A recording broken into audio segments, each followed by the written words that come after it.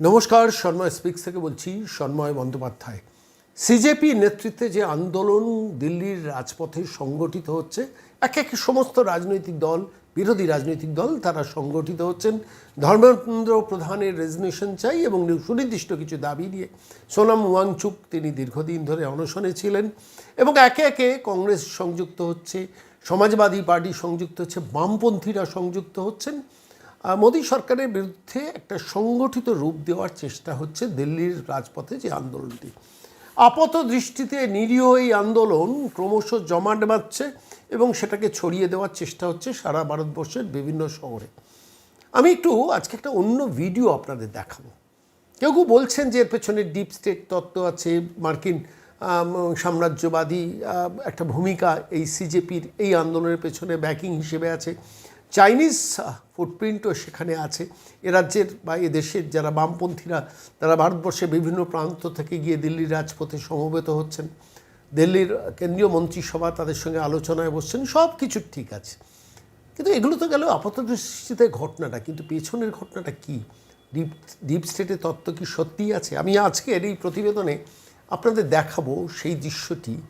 পার্শ্ববর্তী রাষ্ট্র বাংলাদেশ, যারা জুলাই বিপ্লব দেখেছে এবং সেই বিপ্লব সেখানে শেখ হাসিনা ক্ষমতাচ্যুত হয়েছেন, শেষ পর্যন্ত তিনি ভারতে আশ্রিত হয়েছেন, তাঁরা কিন্তু এই এন্টায়ার এপিসোডটাতে একটা অন্য ন্যারেটিভ সেদেশে বিল্ড আপ করছেন। অর্থাৎ বাংলাদেশে যেভাবে শেখ হাসিনার সরকারকে উৎখাত করা গেছে, তারা হয়তো ভাবছেন এই ভারতবর্ষকে অস্থিতিশীল করার কি এটাই সুযোগ?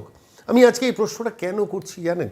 বাংলাদেশে একটি ছোট্ট ডিজিটাল মাধ্যম নয়, একাধিক ডিজিটাল মাধ্যমে যে সম্প্রচার হচ্ছে দিল্লির এই ঘটনাকে কেন্দ্র করে, সেটা কিন্তু ভারতবর্ষের পক্ষে ভাবার মতো একটি বিষয়। তারা সরাসরি সেখানে ওই দিল্লির রাজপথে মিডিয়া আক্রান্ত হচ্ছেন এবং সেই মিডিয়া, ধরুন এনডিটিভির মতো মিডিয়া আছেন, এবিপি গ্রুপের মিডিয়া আছেন, তাঁর সাংবাদিকদের জল ছুঁড়ে মারা হচ্ছেন, তারা বিধ্বস্ত হচ্ছেন, সেই দৃশ্যটা তারা দেখাচ্ছেন।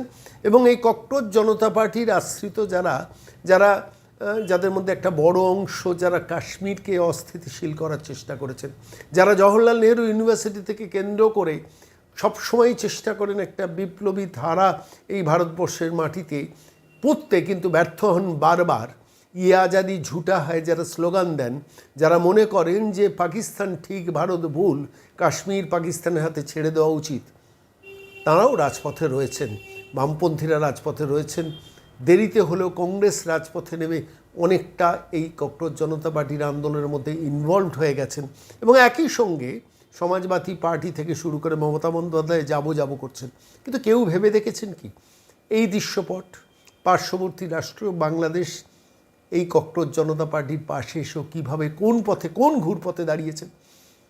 ভাবার মতো অবকাশ কিন্তু বাংলার নেই। কেন, ভারতবর্ষের এবং বাংলার এক শ্রেণীর বড় মিডিয়া তারা কিন্তু ককরোচ জনতা পার্টির এই আন্দোলনে কোনো একটা জায়গায় তাঁরাও ভাবছেন, তাঁরাও অক্সিজেন পাচ্ছেন। কেননা নরেন্দ্র মোদীর সরকারকে অস্থিতিশীল করার ক্ষেত্রে ককরোচ জনতা পার্টি যে ভূমিকাটা নিয়েছেন, সেই ককরোচ জনতা পার্টির পেছনে যদি মার্কিন ডিপ স্টেট পলিসিও কাজ করে বা চীনা আগ্রাসন নীতিও কাজ করে এবং পার্শ্ববর্তী রাষ্ট্র পাকিস্তান থেকে শুরু করে বাংলাদেশ যদি উৎসাহিত হয়, তাতে কি এসে গেল?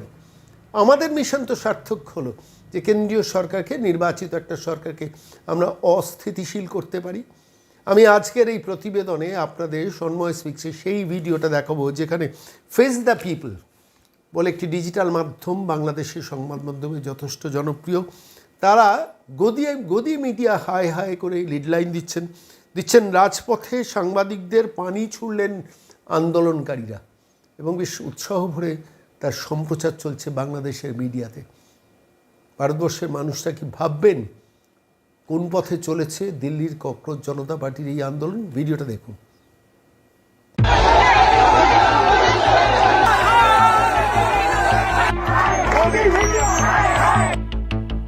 গদি মিডিয়া মুর্দাবাদ, গদি মিডিয়া হাই হাই। দিল্লির রাজপথে সরকারের তোষামোদি করা সাংবাদিকদের এভাবেই ধুয়ে দিলেন আন্দোলনরত শিক্ষার্থী ও সাধারণ জনতা।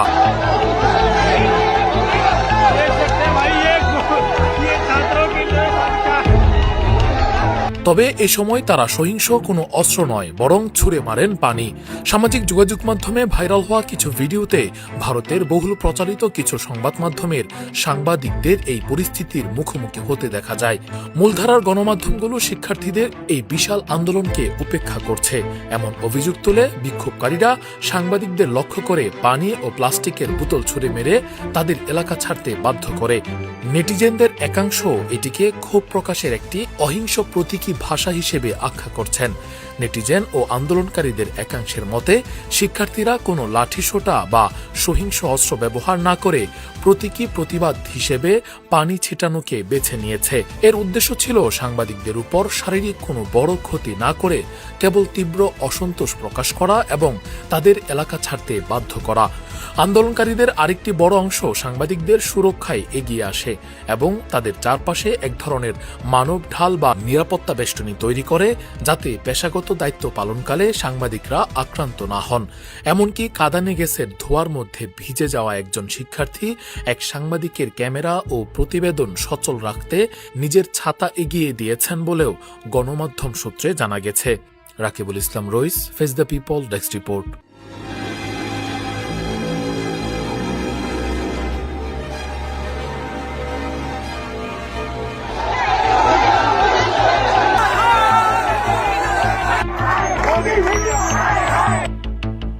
গদি মিডিয়া মুর্দাবাদ, গদি মিডিয়া হাই হাই। দিল্লির রাজপথে সরকারের তোষামোদি করা সাংবাদিকদের এভাবেই ধুয়ে দিলেন আন্দোলনরত শিক্ষার্থী ও সাধারণ জনতা।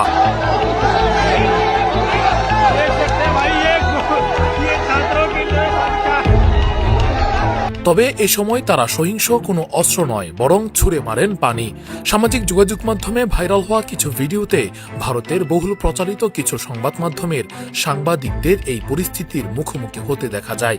মূলধারার গণমাধ্যমগুলো শিক্ষার্থীদের এই বিশাল আন্দোলনকে উপেক্ষা করছে এমন অভিযোগ তুলে বিক্ষোভকারীরা সাংবাদিকদের লক্ষ্য করে পানি ও প্লাস্টিকের বোতল ছুড়ে মেরে তাদের এলাকা ছাড়তে বাধ্য করে। নেটিজেনদের একাংশ এটিকে ক্ষোভ প্রকাশের একটি অহিংস প্রতীকী ভাষা হিসেবে আখ্যা করছেন। নেটিজেন ও আন্দোলনকারীদের একাংশের মতে শিক্ষার্থীরা কোনো লাঠিসোঁটা বা সহিংস অস্ত্র ব্যবহার না করে প্রতীকী প্রতিবাদ হিসেবে পানি ছিটানোকে বেছে নিয়েছে। এর উদ্দেশ্য ছিল সাংবাদিকদের উপর শারীরিক কোনো বড় ক্ষতি না করে কেবল তীব্র অসন্তোষ প্রকাশ করা এবং তাদের এলাকা ছাড়তে বাধ্য করা। আন্দোলনকারীদের আরেকটি বড় অংশ সাংবাদিকদের সুরক্ষায় এগিয়ে আসে এবং তাদের চারপাশে এক ধরনের মানব ঢাল বা নিরাপত্তা বেষ্টনী তৈরি করে, যাতে পেশাগত দায়িত্ব পালনকালে সাংবাদিকরা আক্রান্ত না হন। এমনকি কাঁদানে গ্যাসের ধোঁয়ার মধ্যে ভিজে যাওয়া একজন শিক্ষার্থী এক সাংবাদিকের ক্যামেরা ও প্রতিবেদন সচল রাখতে নিজের ছাতা এগিয়ে দিয়েছেন বলেও গণমাধ্যম সূত্রে জানা গেছে। Rakibul Islam Rais, face the people, desk report.